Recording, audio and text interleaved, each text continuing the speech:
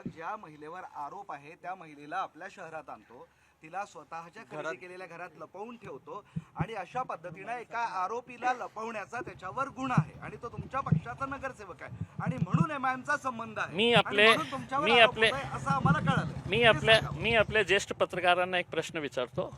खूप दिवसापासून हे सुरू आहे प्रकरण। त्या मुलीच्या नावाने NBW निघालेला आहे का?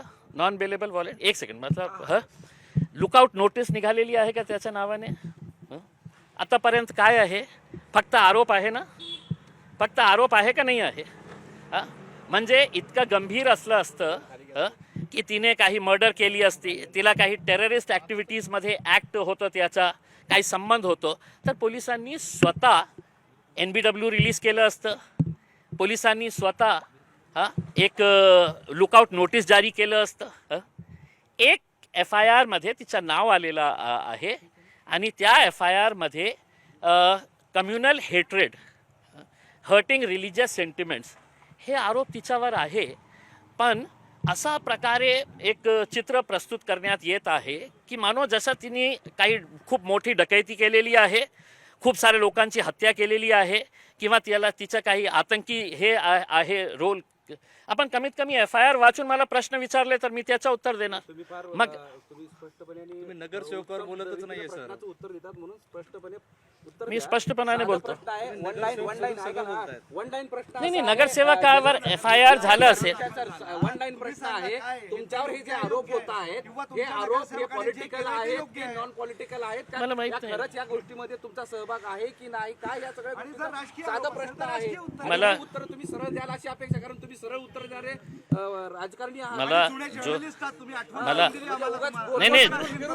नाही म्हणून जुना पत्रकार होतो म्हणून पत्रकारिता त्यावेळची आणि आजची पत्रकारिता काय आहे याच्यामध्ये मी बोलतो। हे वेगळा प्रश्न, याची आपण चर्चा वेगळी करू। याची चर्चा एक सेकंड एका गंभीर गुन्ह्यामध्ये एक आरोपी फरार आहे, त्याला पोलीस शोधत आहे, त्याला अशा पद्धतीने आसरा देणं कितपत योग्य आहे, हे नैतिक वाटतंय का तुम्हाला?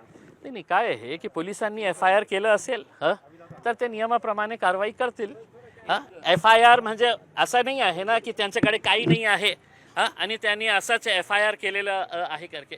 त्यांनी FIR केलं असेल तर त्याच्यामध्ये काहीतरी तथ्य असणार आहे। आता मी बोलणार, मी त्यांनाही विचारणार, पोलिसांनाही विचारणार की काय रोल आहे, कशा प्रकारचा रोल आहे। माझ्या लोकांनाही प्रश्न विचारणार आहे आम्ही की काय झालेलं आहे करके। पण अपेक्षा हे नको ठेवा की आता ती अरेस्ट झालेली आहे, तुमचा संबंध आहे आणि म्हणून हे पालकमंत्री तुमच्या बाबतीत असं बोलत आहे करके। मी पालकमंत्र्याला काडी मात्र भाव देत नाही आहे। मला जे प्रश्न विचारणार आहे ते पोलीस कमिशनर विचारतील, नाशिक पोलीस विचारतील, मी त्यांना सहकार्य करेल। मी बोलेल त्यांना जे प्रश्न विचारायचे आहे। असं आहे की तुम्हीच एकमेव नेते आहात की ज्यांनी त्यांची बाजू घेतली होती आरोपींची। आजही घेतो मी। तर आजही त्या बाजूशी तुम्ही कायम आहात का? मी पब्लिक प्लॅटफॉर्मवर बोललो की जेव्हा ती मुलींनी सगळं परिस्थिती सांगितली की काय झालेलं आहे आणि जेव्हा FIR आम्ही वाचलं, त्या FIR मध्ये तिचा रोल काय आहे तुम्ही बघितल्यानंतर तुम्हालाही कळेल की बाबा FIR मध्ये तर काही नाही आहे। आणि जेव्हा मुलींनी मला सांगितलं, मी तिला स्पष्टपणे हे सांगितलं होतं, तुझ्याकडे काही चूक झाली असेल तर मी तुझ्यासोबत उभे राहणार नाही। आणि तू जो म्हणत आहे की फक्त असं झालेला आहे, मग इतकंच झालेलं असेल तर मी तुला ओपनली सांगतो की आम्ही प्रामाणिकपणे पूर्ण ताकदीने तुझ्यासोबत राहणार आहे। कारण आम्हालाही माहीत आहे की इन दी एंड ज्युडिशियरी जे आहे, न्यायप्रणाली जे आहे ते आपलं जजमेंट देतील आणि आम्हाला विश्वास आहे की तिला जस्टिस मिळतील। म्हणून तुम्ही नगरसेवकांनी केलेली मदत ही याच भावनेतून होती? नाही, ते मला माहीत नाही ना, मी आता सांगितलं ना। आता अंग्रेजीमध्ये सांगतो की I don't know anything, I will check with the police, I will check with the police commissioner. Hindi में बोलता हूँ कि मैं तो पुलिस कमिश्नर से पुलिस से बात करूँगा। मैं तो हमारे लोगों को जिसके ऊपर FIR रजिस्टर हुई है करके मुझे बताया गया है, मैं अभी बम्बई से आ रहा हूँ, तो मैं तो पूरा पता करके है तो उसके ऊपर त्यावर कारवाई व्हावी तुमच्या नगरसेवकावर पण। नहीं, देखिए एक चीज़ ये है कि आप यही तो आपका एटीट्यूड यही है जिसकी शिकायत मुझे है। और आप कह रहे हैं कि नहीं, आप ये ऐसा जवाब हमको दे नहीं सकते हैं। मुझे ये बता